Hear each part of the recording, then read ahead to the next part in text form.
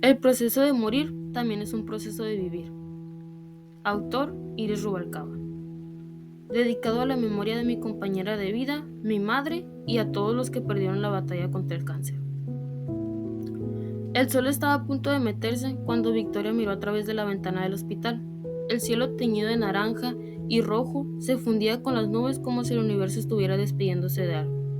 No estaba segura si debía sentir miedo o alivio. Lo único que sí sabía era que el tiempo que tenía era demasiado valioso. Su cuerpo ya cansado, marcado por el cáncer, había dejado de responder a los tratamientos. Habían pasado 3 años, distintos tratamientos y nada funcionaba. Esta era su última opción y la doctora le comentó en una de sus visitas que las posibilidades de recuperarse eran muy pocas, pero que juntas y con mucho esfuerzo podrían lograr que ella se recuperara. A sus 21 años, Victoria no había imaginado que se encontraría en esta situación.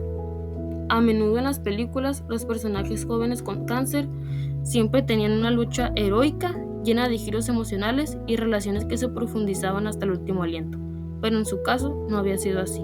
El cáncer había llegado sin previo aviso, siendo un diagnóstico que cambió su vida en cuestión de segundos, donde llegó de sorpresa, siendo una lucha y finalmente un proceso de aceptación. Victoria recordó aquel día en el que le dieron la horrible noticia que le cambiaría la vida por completo. Ella se encontraba en la sala del consultorio en espera de los resultados que le habían realizado. Mientras esperaba en la sala, no podía sentir nada más que miedo y angustia al imaginar mil escenarios negativos que podrían presentarse al entrar al consultorio. Después de unos minutos de espera, que para ella se volvían horas eternas, la llaman para entrar en compañía de su madre para así informarle sobre su estado de salud. Como era de esperarse, la doctora menciona que algo había salido mal en los estudios. Después de un silencio incómodo por parte de la doctora mientras seguía analizando los resultados, Victoria escuchó a la doctora dar el diagnóstico: linfoma de Hodgkin, un tipo de cáncer que afecta el sistema linfático. A partir de ese momento, el mundo que conocía se desmoronó, dejando lugar a la incertidumbre, las sesiones de quimioterapia y una lucha diaria que, a pesar de todo, nunca le había prometido sanar por completo. Su madre había sido su principal apoyo durante todo ese proceso. Siempre había estado para ella, tomando su mano en los malos momentos, animándola cuando los días de tratamiento la dejaban exhausta, abrazándola con la esperanza de que todo podría mejorar.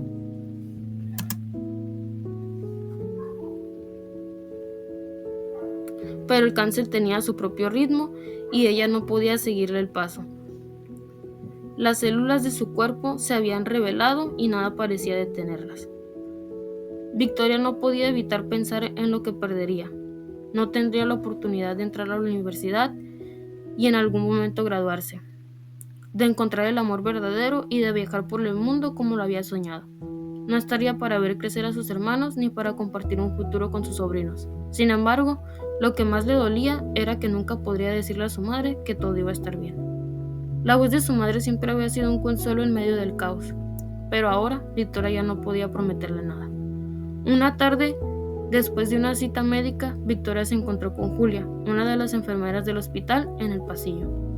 Julia, a pesar de estar comprometida con su profesión, también les dedicaba tiempo a sus pacientes para escucharlos y acompañarlos en su proceso de lidiar con el cáncer.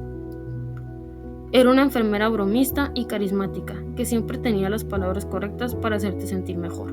Su mirada transmitía calma. ¿Cómo te sientes hoy?, le preguntó Julia mientras se sentaba junto a ella en una sala vacía. Victoria sonrió lentamente, pues la quimioterapia le había quitado toda su energía. Estaba más cansada que nunca, pero había algo en la presencia de Julia que la hacía sentirse menos sola. Creo que ya estoy cansada de pelear, respondió con voz quebrada.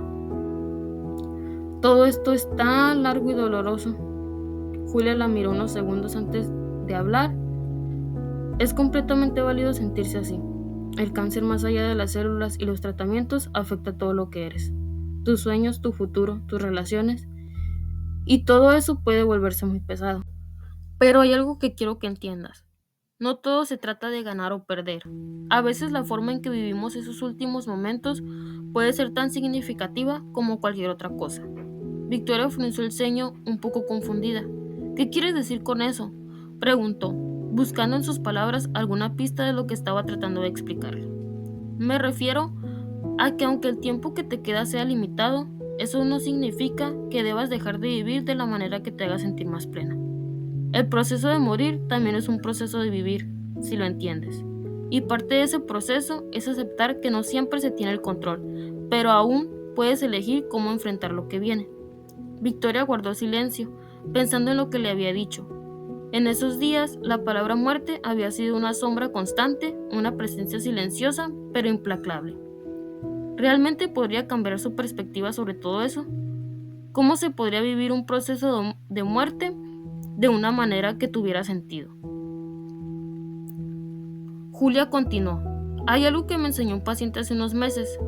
Me dijo que aunque no sabía cuándo llegaría a su final, lo que más le importaba era estar en paz consigo mismo. No se trataba de curarse, sino de vivir esos últimos momentos con amor y sin arrepentimientos. De alguna manera, ese consejo me había ayudado a mí también. Victoria pensó en las palabras de Julia mientras permanecía en la sala de espera. Los días en el hospital solían ser aburridos, difíciles y cansados. Las paredes blancas reflejaban tristeza y dolor. Como ya era rutina, tuvo su cita con la hematóloga para revisar los estudios que se le realizaban cada 21 días, los cuales salían normales, para así poder continuar con el tratamiento. Ese día la doctora le comentó que iba a descansar por un tiempo para después realizar las pruebas necesarias para evaluar los resultados del tratamiento. Tenía aproximadamente un mes para descansar, para que así la quimioterapia y radioterapia hicieran su función en su cuerpo. Durante la primera semana, su madre decidió que podrían ir de vacaciones por una semana a la casa de su hermano fuera de Mexicali y que podrían pasar una tarde del fin de semana en la playa, para que así Victoria descansara, despejara la mente y se tomara un tiempo alejada de los hospitales, medicamentos y doctores. Llegó el día de esas pequeñas vacaciones. Victoria se encontraba en la playa, caminando descalza por la orilla del mar, mientras el viento acariciaba su rostro y el sonido de las olas la relajaban. En ese lugar, Victoria no se sentía enferma, no necesitaba medicamentos, solo estaba ahí, sintiendo la arena bajo sus pies y viendo el mar frente a ella.